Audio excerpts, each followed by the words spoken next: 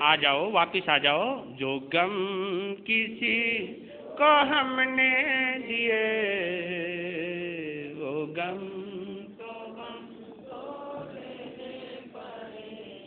भले का भला बुरे का बुरा नतीजा मिला करता है। करके बुरा और चाहे भला ये हरगिज नहीं हो सकता है। जो कर्ज हमने ले लिए, वो कर्ज तो हमको देने लेने पड़ेंगे, लेने पड़ेंगे, लेने पड़ेंगे, लेने पड़ेंगे। क्या जो गम किसी को हमने दिए, वो गम तो हमको ले चलता हूँ आपको चंपापुरी। कल आप सुन रहे थे राजा चंद्रसेन अपने मंत्री सुबुद्धि के साथ अपने सिपाहियों की हरकतों के लिए माफी मांगने गए।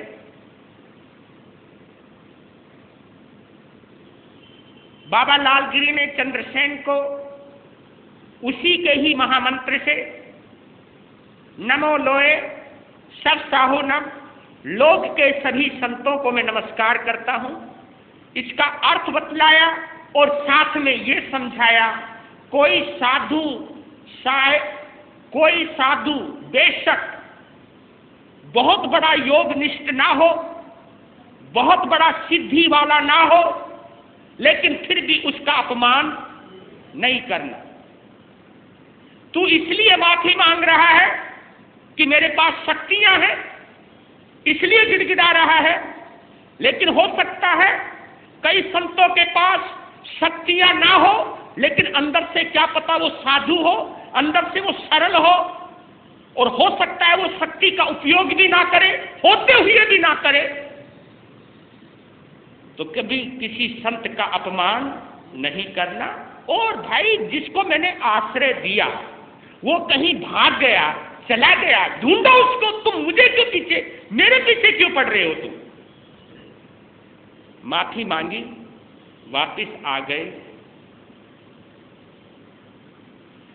और आने के बाद भानुमति सहित 12 रानियों को सारा वृत्तांत पता चला कि किस तरह वो भाग गया, कहीं चला गया। बात आई गई हो गई, लेकिन 11 ने 12वीं को यानी अपनी मुखिया जो भानुमति थी उसको कहा कि बहन बस कमाल है, तेरे दिमाग का कोई जवाब नहीं, क्या षड्यंत्र रचा, बेचारा हमेशा के लिए भाग गया, अब तो कभी भूल करके भी इधर मुंह करने वाला नहीं है। और ये बेचारी चंद्रवती जो है ना, जिंदगी भर उसी कोठड़ी में पड़ी पड़ी सड़ जाएगी, मर जाएगी। ये बहुत अच्छा किया तूने, बहुत अच्छा किया। तालियां बजा बजा कर उस पाप की अनुमोदना कर रही है, और भानुमति खुद भी इतरा रही है कि दिमाग हो तो मेरे जैसा हो, क्या षड्यंत्र रचा। पहला रचा, बिचारी चंद्रवती महल से कोठड़ी में पहुंच गई। दूसरा रचा कि अब वो बिचारी अपने बेटे को कभी देख भी नहीं पाएगी, और वो बेटा कभी अपनी मां को नहीं देख पाएगा। वाह।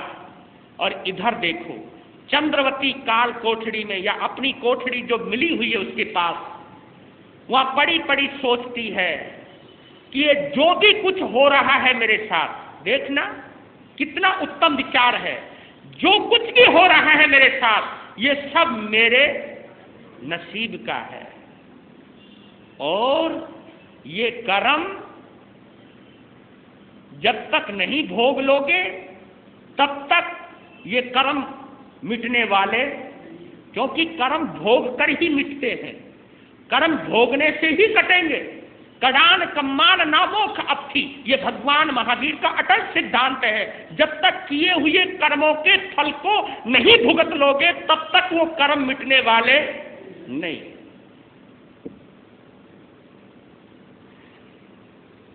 वो अपना धर्म आराधन करती हुई जीवन बिता रही है और एक विश्वास है मेरे बच्चों की अगर जिंदगी सलामत रही या मेरे बच्चों की उम्र अगर है तो उसे यमराज भी नहीं मार सकता। और रही दूसरी बात कि मेरे ऊपर कुत्तों के पिल्लों को जन्म देने का दाग लग गया है तो ये मेरे नसीब से लगा है। चल छोड़ो इस बात को, अगर मैंने कुत्तों के पिल्लों को ही जन्म देना होता तो क्या मेरे पति की कुल देवी उसको सपने में आकर के ये कहती कि चंद्रवती तेरे 2 बच्चों की मां बनेगी? तो उन्होंने ये कहा था क्या 2 पिल्लों की मां बनेगी वो? लेकिन इस वक्त मैं ये भी कहूं कि मैंने मानव शिशुओं को जन्म दिया है, मानवीय बच्चों को जन्म दिया है, कोई मेरी सुनने वाला नहीं है। क्यों सुनने वाला नहीं है? क्योंकि अभी कर्म मेरे साथ नहीं। इधर देखिए, उधर उड़न खटोले से उड़ता हुआ गोविंद सिंह और उसकी बहन चंपकलता बहुत दूर निकल गए। उड़ता जा रहा है उड़न खटोला। कुछ समय बाद जब उड़न खटोला नीचे उतरने लगा, चंपकलता ने कहा भाई अब उड़न खटोला उतर रहा है। हाँ कोई बात नहीं। उतरते उतरते एक उद्यान में उतर गया है उड़न खटोला, और जैसे ही दोनों बहन भाई ने पांव जमीन पर रखा तुरंत सिमट गया अपने आप और छोटा सा उड़न खटोला बनकर सामने आ गया और हाथ में पकड़ लिया। एक बिल्कुल नई दुनिया, आस पास हरे भरे वृक्ष, सुगंधित फूलों की सुगंध, पानी पिया, फल मिले वो खाए। एक चबूतरे पर बहन भाई बैठ गए, कहने लगे वाह क्या नसीब है, थोड़ी देर पहले हम कहां थे और थोड़ी देर बाद हम कहां आ गए। इस किस्मत का कोई भरोसा नहीं। लगता है इस धरती से हमारी जिंदगी का कोई ना कोई नाता जुड़ा हुआ है। ये कहते सामने नजर पड़ी, सामने एक नगर बना हुआ है, नगर में ऊंची ऊंची इमारतें और इमारतों पर झंडे लहरा रहे हैं। नगर तो बहुत सुंदर मालूम पड़ता है। बहन को कहा कि तुम यहां बैठो और मैं यहां के राजा से मिलता हूं और नौकरी करने की पेशी डालता हूं, उनसे निवेदन करता हूं कोई काम कोई नौकरी मिल जाए। जब ये बात कही भैया तू नौकरी करेगा, जब राजा चंद्रसेन तुझे नौकरी दे रहे थे, जब तो तूने मना कर दिया। कहा कि बहन ये वक्त की बात है, उस वक्त मुझे नौकरी की जरूरत नहीं थी इसलिए मना कर दी, अब मुझे जरूरत है और वक्त के अनुसार आदमी को मोल्ड हो जाना चाहिए। अब नौकरी की जरूरत है तो नौकरी करूंगा, क्योंकि अपना भी पेट पालना है, तेरा भी पेट पालना है। उस वक्त बाबा की छत्र छाया थी, अब हमने खुद अपना काम करना है तो नौकरी से ही शुरुआत करेंगे। आप यहां बैठना और मैं थोड़ी देर में नगर का मुआवना करके आता हूं। चल पड़ा, नगर में जैसे ही घुसा ढोल चमका रह गया। वहां के विशाल बाजारों को देखा, वहां की भव्यता को देखा, लेकिन एक चीज देखी वहां। वो कौन सी चीज थी?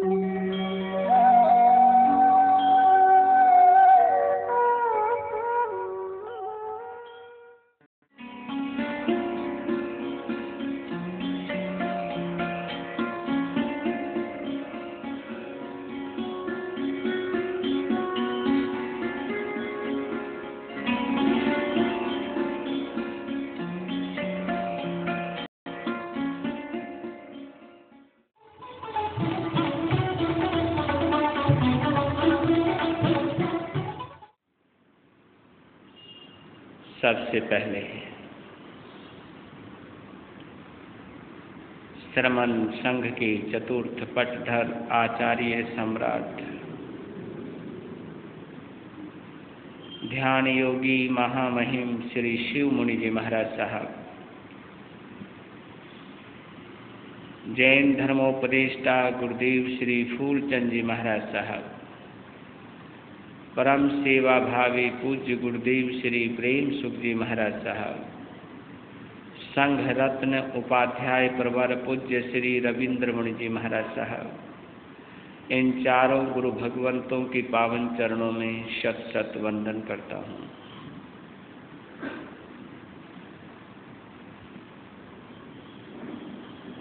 हमारे दोनों प्रिय मुनिराज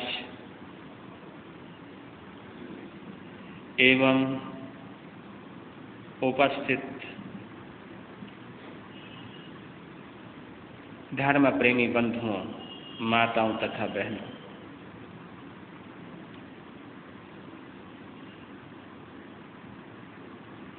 आप सभी का श्री पुप्प भिक्षु दरबार में हार्दिक स्वागत करता हूं और आप सभी को रक्षाबंधन के पावन त्योहार पर हार्दिक हार्दिक शुभकामनाएं देता हूं।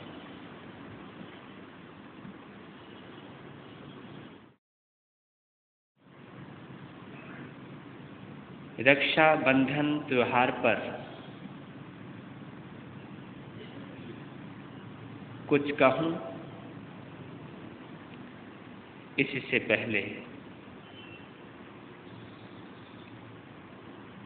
अपने प्रभु से मंगलमय प्रार्थना करें, जन कल्याण की। सर्वे भवन्तु सुखिनः की, सभी निरोग होवें, सभी सुखी होवें, सभी आनंद में हों। इन्हीं मंगल भावनाओं के साथ आज के दिन का शुभारंभ करें। ये मंगलमय भावना जीवन में आनंद का संचार करती है, मन को पवित्र बनाती है, भावनाओं को शुद्ध करती है।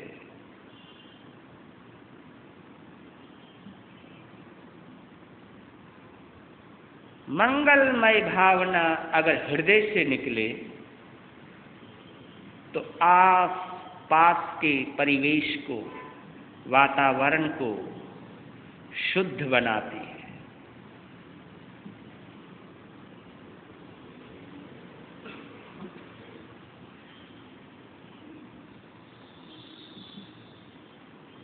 रक्षाबंधन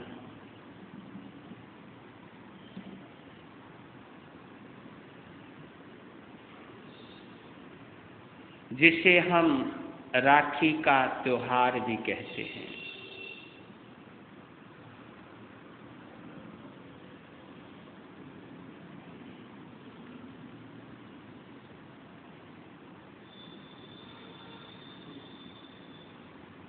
रक्षा बंधन का त्योहार मूलतः है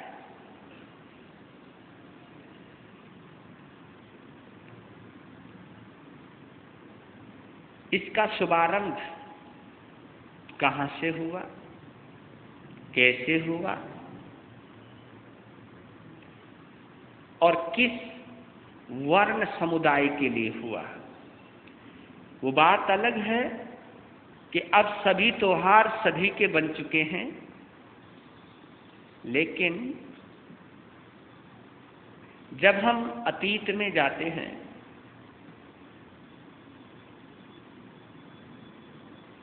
तो हमें पता चलता है, जब हम इसके ऐतिहासिक पन्नों को पलटते हैं, पलटते पलटते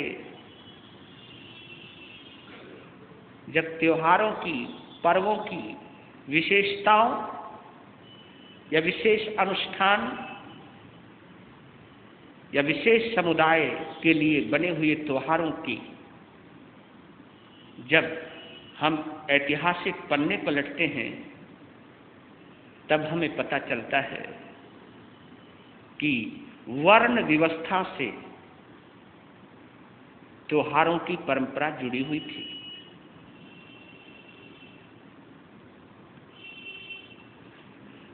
ये आप लोग जानते हो कि आज तो वर्ण व्यवस्था तकरीबन ऊपरी तौर पर रह गई है। ये एक अच्छा भी संकेत है, लेकिन पहले के राजा महाराजाओं ने सामाजिक व्यवस्था को सही ढंग से संचालित करने के लिए वर्ण व्यवस्था बनाई थी। कौन सा वर्ग किस वर्ण में रहेगा, किस वर्ण का, किस जाति समुदाय का क्या क्या कर्तव्य रहेंगे। तो मूलतः 4 वर्ण हैं: ब्राह्मण, क्षत्रिय, वैश्य और शूद्र।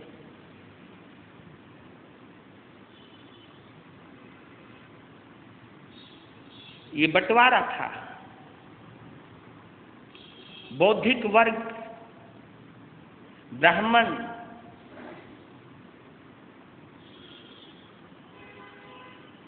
को सबसे बड़ा दर्जा दिया गया। क्यों? क्योंकि ब्राह्मण यानी ज्ञान का देवता। सनातन मान्यता से कहते हैं कि ब्राह्मण ब्रह्मा के पुत्र हैं, उनके मानस पुत्र हैं।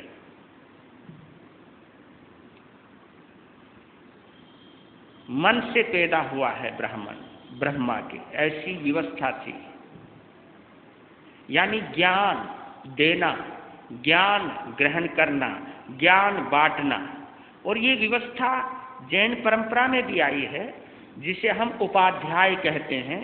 उपाध्याय का मतलब ही यही होता है, जो अध्याय के पास रहे, जो स्वाध्याय के पास रहे, जो आगमों के पास रहे, जो विभिन्न आगमों का, ग्रंथों का पठन और पाठन कराए, उसे उपाध्याय कहते हैं। उपाध्याय ज्ञान देता भी है और ज्ञान ग्रहण भी करता है। आचार्य का जो पद है वो प्रशासकीय पद है, प्रशासन चलाने वाला पद है। संघ को व्यवस्थित रूप से चलाना, पंचाचार का पालन स्वयं करना और अपने अनुयायी वर्ग से करवाना, अपने अज्ञान वर्ग की साधु संतों और श्रावक समुदाय से करवाना, ये आचार्य का धर्म होता है। आचार्य यानी जो आचार का पालन करे और करवाए, स्ट्रिक्टली प्रेरणा दे। और इतना अधिकार होता था आचार्य का कि कोई भी साधु साध्वी या श्रावक समुदाय भी अगर उसके बताए हुए आचार को भंग करता था तो उसे संघ से निष्कासित करने का अधिकार होता था। अनुशासनात्मक कार्रवाई कर सकता है आचार्य, इसलिए उसको प्रशासकीय पद दिया। प्रशासन करना, किसी के ऊपर शासन करना। लेकिन उपाध्याय का जो पद है वो ज्ञान देने का है, ज्ञान पाने का है, ज्ञान बांटने का है। तो ब्राह्मण को कहते हैं कि ब्राह्मण का जन्म ब्रह्मा के मन और मस्तिष्क से हुआ है। क्षत्रियों का जन्म बाजुओं से हुआ है, ऐसा बोलते हैं, बाहुओं से हुआ है। क्योंकि क्षत्रिय का मतलब है ताकत, क्षत्रिय का मतलब है रक्षा करना। तो बाहुओं, बाजुओं में, और कहते हैं कि जिसकी बाजू में दम है वो क्षत्रिय है। तो रक्षा करने का जो संकल्प लिया करते थे वो बाजुओं के बल पे लिया करते थे, अपनी ताकत को तोल के लिया करते थे। तो क्षत्रियों का जन्म बाजुओं से हुआ और वैश्य का जन्म पेट से हुआ। क्योंकि लाला लोग, समझ गए, ये पेट से जन्म वैश्यों का हुआ है। क्योंकि पेट में रखते हैं सब लोग, बनिया और वणिक लोग और महाजन जल्दी से अपनी दिल की बात प्रकट नहीं करते। हाँ, सब कुछ हजम करने की कोशिश करते हैं, सब कुछ आए जाए डाले जाओ, जमा करना है। पेट का मतलब है जमा करना, पेट का मतलब तिजोरी भी होता है, यानी तिजोरी में जमा करना। और शूद्रों का जन्म पांव से हुआ, ऐसे एक व्यवस्था बनी हुई थी कि सेवा का कार्य, क्योंकि दौड़ दौड़ के काम करना, सेवा करना, ये सब पांव का काम है। देखिए, ज्ञान दिमाग का काम है और बचाना बाजुओं का काम है, और संग्रह करना जोड़ना पेट का काम है। क्योंकि आप कुछ भी खाओ कुछ भी पियो, कहाँ जाएगा? बोलो, पेट में ही तो जाएगा। जो भी कुछ खाओगे पियोगे पेट में जाएगा, और पेट से ही उसका वितरण होता है, अंदर से ही वितरण होता है। कुछ खून में बदल जाता है, कोई मज्जा में बदल जाता है, और जितने भी रस हैं बाद में उसका डिस्ट्रीब्यूशन होता है, बाद में उसका वितरण होता है। तो वणिक यानी व्यापार भी किसी राज्य की रीढ़ हुआ करता था, उसकी समृद्धि का प्रतीक हुआ करता था। भंडागार जिसमें जमा किया जाता था, और सेवा का कार्य शूद्र के लिए आया था कि सेवा भी एक बहुत बड़ा धर्म है, क्योंकि सेवा के लिए ज्यादा दिल दिमाग की जरूरत नहीं पड़ती है। क्योंकि जो दिल दिमाग को ले आएगा वो सेवा क्या करेगा? वो सेवा नहीं कर पाएगा। तो एक डिवीजन था, एक विभाजन था, एक वर्ण व्यवस्था थी। ये बाद में ये एक दूसरे के लिए ताना कसी की, ऊंच नीच की भी बात बन गई थी। लेकिन ये ऊंच नीच की बात नहीं थी, ये किसी की प्रतिभा को देखकर, किसी की क्षमता को देखकर एक कार्य का विभाजन किया गया था कि ये बंदा ये काम कर सकता है, ये बंदा ये काम कर सकता है, ये बंदा ये काम कर सकता है।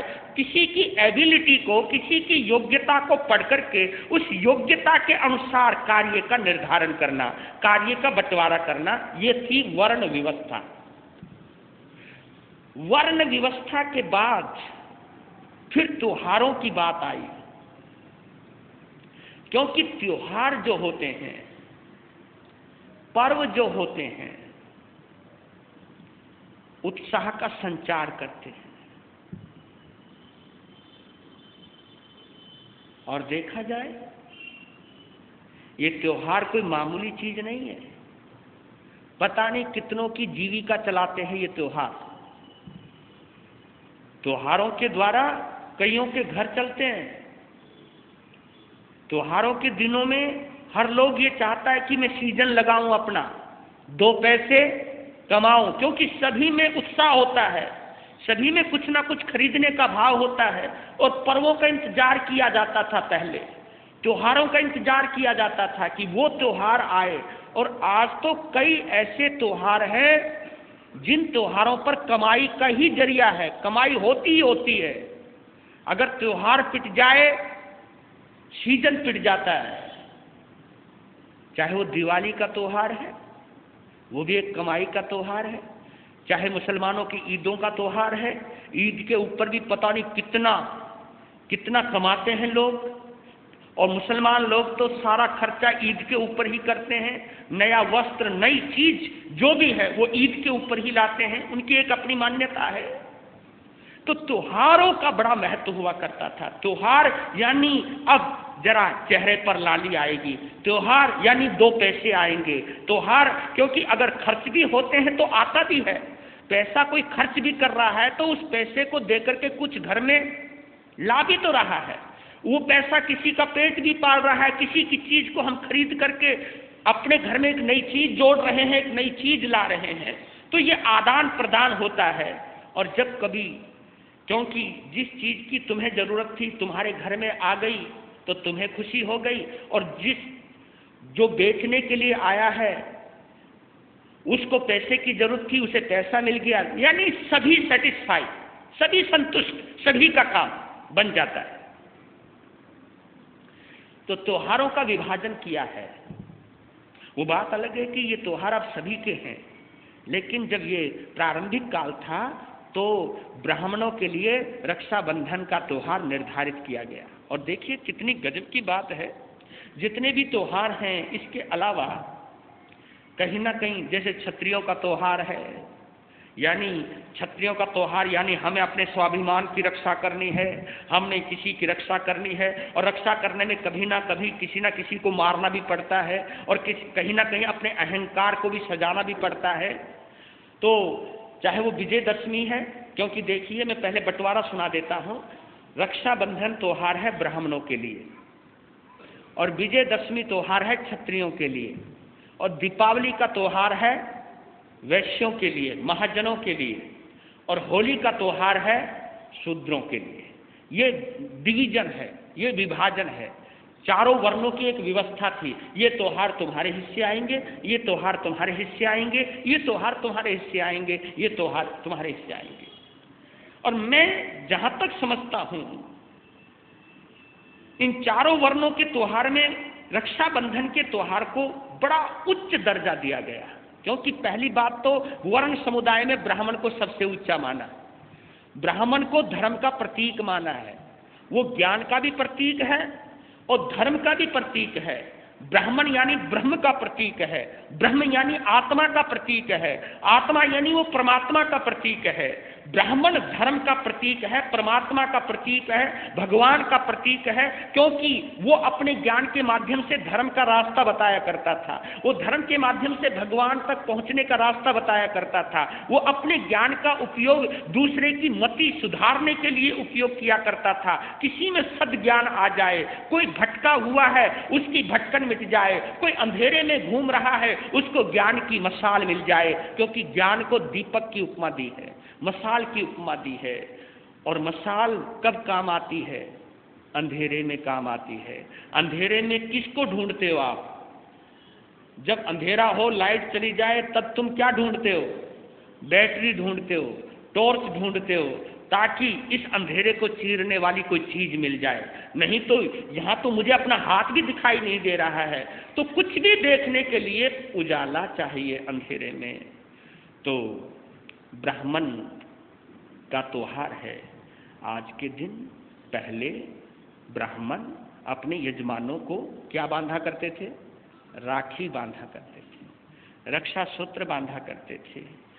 और देखा जाए पहले ब्राह्मणों की आजीविका इसी के आधार पर चलती थी, क्योंकि पहले ये कहावत आती थी कि ब्राह्मण खेती बाड़ी नहीं किया करते थे। अब तो हर काम करते हैं, अब ब्राह्मण हर काम करने लगा, लेकिन उस वक्त वो खेती बाड़ी, कोई भी हिंसा का काम, कोई भी व्यापार, क्योंकि जहां छल कपट हो, जहां लूट खसोट हो, जहां मार धाड़ हो, वो काम कभी ब्राह्मण किया ही नहीं करते थे। ब्राह्मण तो एक संत जीवन हुआ करता था, और लोगों के द्वारा ही उसी की आजीविका चलती थी। वो शादी विवाह करवाता था, कर्म कांड करवाता था, किसी का कोई भी शिलान्यास, कोई भी धार्मिक कार्य था, वो सब कौन करवाता था? ब्राह्मण करवाता था। और उसकी एवज में ब्राह्मणों को दान दक्षिणा दी जाती थी, जिसके बलबूते पर उनकी आजीविका चला करती थी, एक जीवन चला करता था, एक व्यवस्था चला करती थी। ब्राह्मणों को पाप का काम नहीं किया जाता था या ना करवाया जाता था, अच्छा नहीं माना जाता था। ब्राह्मण यानी जो शुद्ध और पवित्र है, ये चीज मानी जाती थी। और देखा जाए हमारे शास्त्रों में भी, हमारे आगमों में भी संतों को ब्राह्मण की उपमा दी है। संतों को किसकी उपमा? ब्राह्मण की उपमा दी है। ब्राह्मण शब्द संतों के लिए भी आया है, यानी जो हंसा से बच गया, पाप से छूट गया, पाप से मुक्त है, जिसके अंदर क्रोध मान माया लोभ आदि विकार नहीं है, वो संत है, वही ब्राह्मण है। ये ब्राह्मण की उपमा दी गई थी। तो संतों के लिए भी ब्राह्मण शब्द आया है। ब्राह्मण यानी धर्म का प्रतीक, संत यानी धर्म का प्रतीक, संत यानी सत्य का पुजारी, सन्यासी यानी जिसका सत्य में विश्वास है। सत्य जमा न्यास, न्यासी कहते ट्रस्टी को, न्यास कहते ट्रस्ट को। कभी न्यास शब्द का हिंदी में अर्थ ढूंढना और उसका इंग्लिश में रूपांतरण करना, तो ट्रस्ट शब्द आता है, और ट्रस्ट कहते हैं विश्वास को। भाई मुझे उसके ऊपर ट्रस्ट है, मुझे उसके ऊपर विश्वास है। तो ट्रस्टी यानी विश्वासी, यानी जिसका विश्वास सत्य में हो, उसे सन्यासी कहते हैं।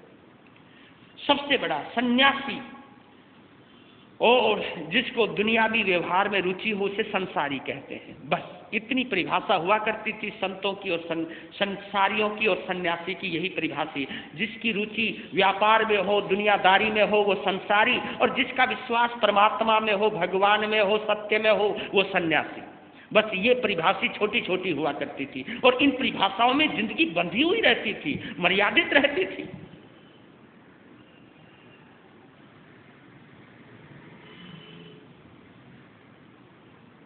ये बाद में त्योहार बहन भाई के बदल में, और देखा ये तीनों चीजें, ब्राह्मण, बहन और भाई, ये इनकी राशि एक ही है।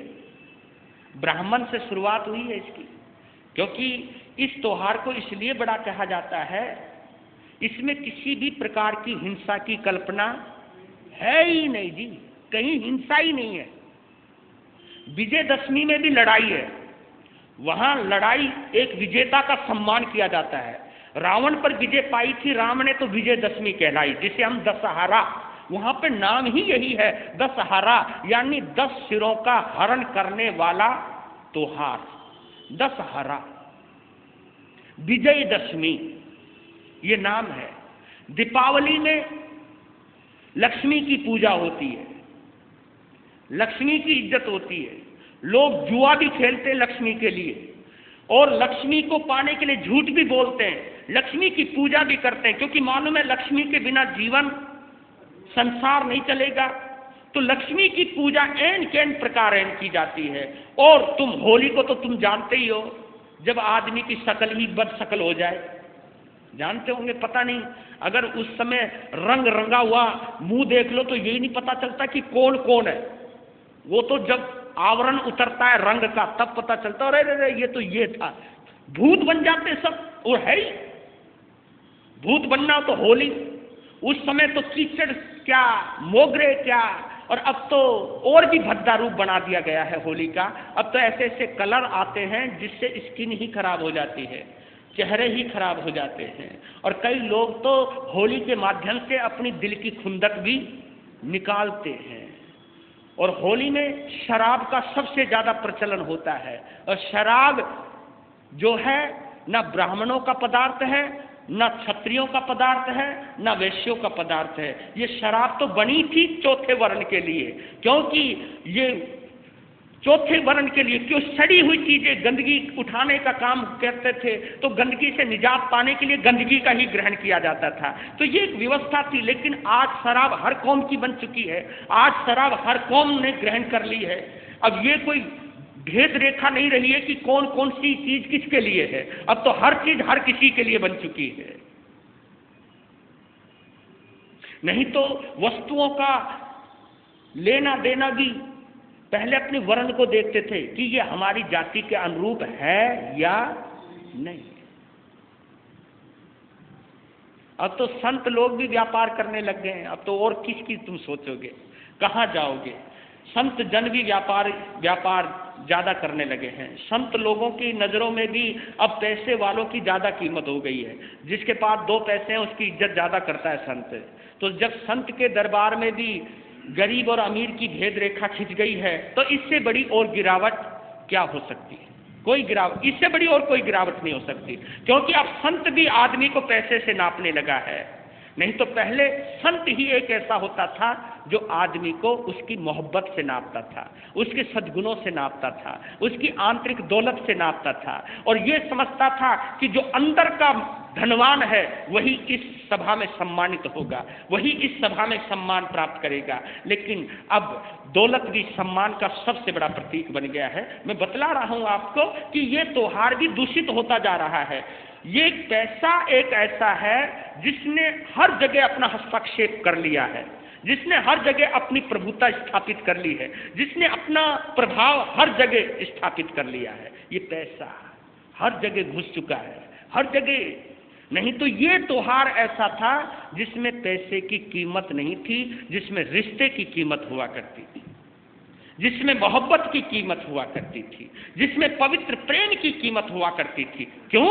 क्योंकि बहन और भाई के प्यार में और ब्राह्मण यजमान के प्यार में स्वार्थ नहीं होता था, प्रेम होता था। जिस वक्त ब्राह्मण यजमान के राखी बांधता था तो राखी बंधवाते वक्त यजमान ये प्रतिज्ञा करता था कि मैं इसकी रक्षा करूंगा, क्योंकि वहां रक्षा करने का भाव है, वहां किसी को मारने का भाव नहीं है। एक ये रिश्ता जब बहन भाई के बीच में आया तब भी ये रिश्ता बड़ा प्यार का रिश्ता है, क्योंकि एक यही रिश्ता है माँ बेटे के बाद, माँ और बेटी के बाद अगर कोई रिश्ता है तो बहन और भाई का रिश्ता। और बहन भाई का रिश्ता तो कई जगह यहां तक कहा गया है कि बहन भाई का रिश्ता तो माँ बाप के रिश्ते से भी बड़ा माना जाता है, क्योंकि वहां पवित्रता है, पवित्रता। क्योंकि माँ और बेटे, माँ और संतान के बीच में भी कहीं ना कहीं स्वार्थ आ सकता है कि मेरा बेटा इस तरह का होना चाहिए, मेरी बेटी इस तरह की होनी चाहिए, ये बनना चाहिए, वो स्वार्थ आ सकता है, ये हमारी देखभाल करेगा, ये बड़ा होकर हमारे संभालेगा, कहीं ना कहीं स्वार्थ आ जाता है। लेकिन बहन और भाई के रिश्ते में किसी भी प्रकार का स्वार्थ नहीं होता, बड़ा पवित्र रिश्ता, इस धरती का सबसे बड़ा पवित्र रिश्ता था। तो कौन सा रिश्ता? भाई और बहन का रिश्ता हुआ करता था। इसलिए इस त्योहार को सबसे पहले दर्जा दिया गया है, वर्ण व्यवस्था के माध्यम से भी। इसकी गरिमा है, इसकी महिमा है। और देखा जाए, कल्पना है ये, इंसानियत की देवी आज के दिन इंसानों को राखी बांधती है। इंसानियत की देवी आज के दिन गुप्त रूप से राखी बांधती है, एक संदेश देती है, हे इंसानों तुम मेरी रक्षा करना। क्यों? क्योंकि इंसानियत से ही तुम इंसान हो। अगर इंसानियत नहीं रही तो तुम्हें इंसान कहलाने का हक भी नहीं रहेगा। इंसानियत से ही तुम इंसान हो, आदमियत से ही तुम आदमी हो, मानवता से ही तुम मानव हो, मनुष्यता से ही तुम मनुष्य हो। तो मनुष्यता, मानवता,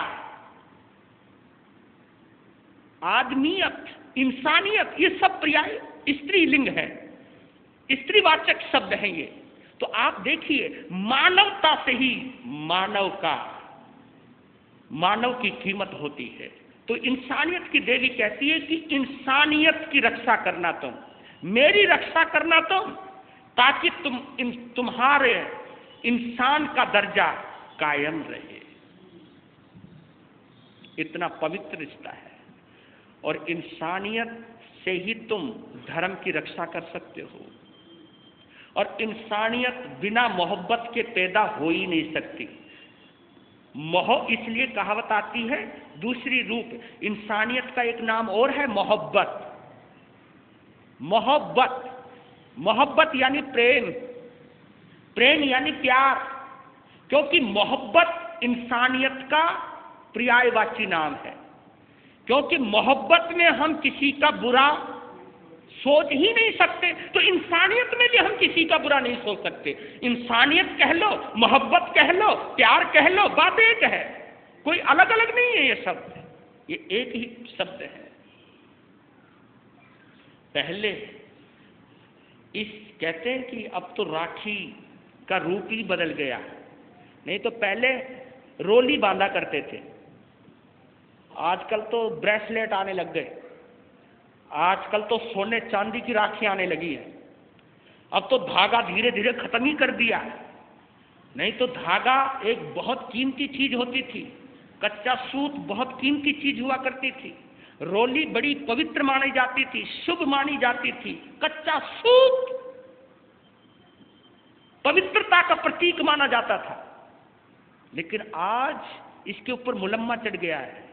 अब मैं बता रहा हूं ना, राखी के त्योहार पर भी पैसा हावी हो रहा है, दौलत हावी हो रहा है। नहीं तो इस रिश्ते के लिए कच्चा सूत बतलाया था, और वो इसलिए कि ये हर जगह उपलब्ध सोने की राखी अमीरों के बनेगी, सोने की राखी अमीर बहन ही बांधेगी किसी को।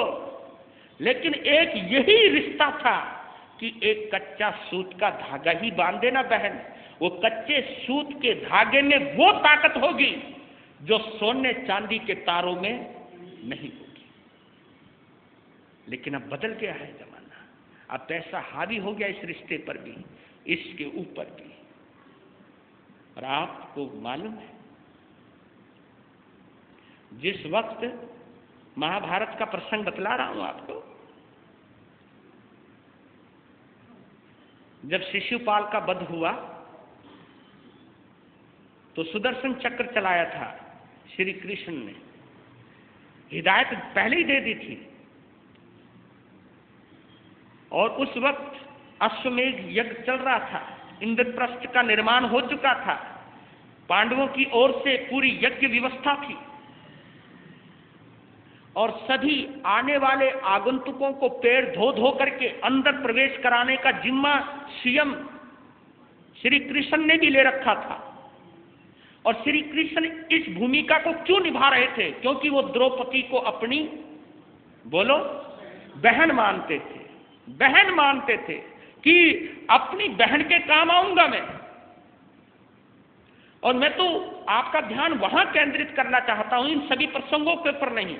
जिस वक्त सुदर्शन चक्र छोड़ा, शिशुपाल का वध हुआ, तो जिस वक्त सुदर्शन चक्र छोड़ा तो उंगली में चीरा आ गया था, चीरा आने से अंगुली लहूलुहान हो गई थी। तो उसी वक्त हड़कंप मच गया कि खून निकल गया है वासुदेव श्री कृष्ण के। तो क्या किया जाए, इधर उधर दौड़ने लगे। लेकिन द्रौपदी साड़ी फाड़ी, कीमती साड़ी थी, लेकिन भाई के रिश्ते के आगे इस साड़ी की क्या कीमत है। साड़ी फाड़ी, तुरंत दौड़ करके आई। लोग दवाई ढूंढ रहे हैं, लोग कुछ और चीजें ढूंढ रहे हैं, लेकिन द्रौपदी ने अपनी साड़ी फाड़ी और तुरंत उंगली पकड़ी और उसके ऊपर पट्टी बांधी।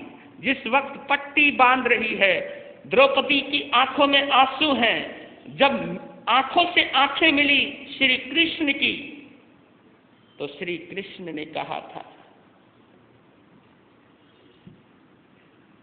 जिस साड़ी के टुकड़े से तूने मेरे घाव को बंद किया है, घाव को ढका है, वक्त आने पर एक एक धागे का कर्जा जरूर चुकाऊंगा, जरूर चुकाऊंगा। तो देखा आपने, कर्जा चुकाया भी। जिस वक्त दुशासन और दुर्योधन की वजह से द्रौपदी को हस्तिनापुर में बेइज्जत किया जा रहा था, उसकी साड़ी खींची जा रही थी और सब नीचे गर्दन करके बैठे हुए थे। यहां तक कि भीष्म पितामह भी, द्रोणाचार्य भी और उसके पांचों पति जो उसकी रक्षा का जिम्मा लेकर के आए थे, उन्होंने तो अपनी पत्नी को ही दांव पर लगा दिया था। वो तो बोलने लायक भी नहीं रहे थे। सारा हस्तिनापुर द्रौपदी की बेइज्जती देख रहा था, लेकिन कोई कुछ नहीं बोला, सब खामोश रहे। जब देखा चारों तरफ नजर दौड़ाकर द्रौपदी ने कि कोई बचाओ, लेकिन किसी ने नहीं बचाया। किसने बचाया? जिसने वक्त पर साड़ी फाड़ी थी, उसी साड़ी फाड़ने, जिसके लिए साड़ी फाड़ी थी, साड़ी का एक कतरा बांधा था, उसी ने उसकी लाज बचाई, उसी ने साड़ी का दान दिया और कह दिया था कि एक एक धागे का अनंत गुना तुझे इसका कर्जा चुकाऊंगा। तो देखा कि वक्त आने पर बहन ने उसका घाव ढका तो भाई ने उसकी इज्जत ढकी। ये त्योहार इसलिए बेशकीमती है क्योंकि यहां इज्जत ढकी जाती है, इज्जत की रक्षा का संकल्प किया जाता है, मान सम्मान की रक्षा की जाती है। एक रामायण का प्रसंग और सुना रहा हूं, ये तो महाभारत का प्रसंग है, रामायण का प्रसंग भी जुड़ा है यहां से। कि जिस वक्त रावण अशोक वाटिका में सीता को कैद करके रखा हुआ था और उसके ऊपर यानी सीता के ऊपर कुत्सित विकारी नजर, विकार दृष्टि से बुरी नजर डाल रहा था, उसकी आंखों से वासना बह रही थी, उसकी आंखों की गंदगी से सीता इतनी शर्मा गई, क्योंकि वो एक पवित्र नारी थी और रावण में वासना थी। वासना यानी अपवित्रता, साधना यानी पवित्रता, वासना यानी गंदगी। तो उस गंदगी का वो मुकाबला नहीं कर पा रही थी, क्योंकि वो सती सावित्री, उसके राम भी बड़े पवित्र थे। तो आज इतनी विकारी नजर उसने पहली बार देखी। तो उस वक्त बैठे बैठे, गौर करना, बैठे बैठे घास का एक तिनका निकाला, अपने सीधे हाथ में लिया और उस तिनके को रावण की तरफ कर दिया और मुंह अपना सीधा कर लिया। सनातन मान्यता के अनुसार सीता का जन्म पृथ्वी से हुआ है। सनातन मान्यता कहां से हुआ है? पृथ्वी से हुआ है। और वो तिनका क्या हुआ? सीता का भाई, क्योंकि वो भी पैदा धरती में ही होता है। कहां होता है पैदा तिनका? धरती में ही पैदा होता है तिनका भी। तो इस रिश्ते से तिनका क्या लगा? सीता का भाई लगा। तो आप देखिए उस तिनके ने क्या गजब का प्रभाव डाला है, क्या गजब का चमत्कार किया है। जैसे ही उस तिनके के ऊपर रावण की नजर पड़ी तो उसकी कुत्सित नजर को, बुरी नजर को वो तिनका पचा गया और एकदम रावण हिल गया, क्योंकि उसकी आंखों की गंदगी उस तिनके को देखने से दूर हो गई। तिनके ने रावण की नजर की सारी बुरी नजर का हरण कर लिया।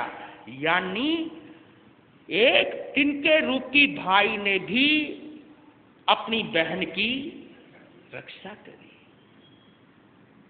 ये छोटे छोटे उदाहरण कितने बड़े प्रतीक हैं। वो घास का तिनका, और देखा जाए इसी आधार पर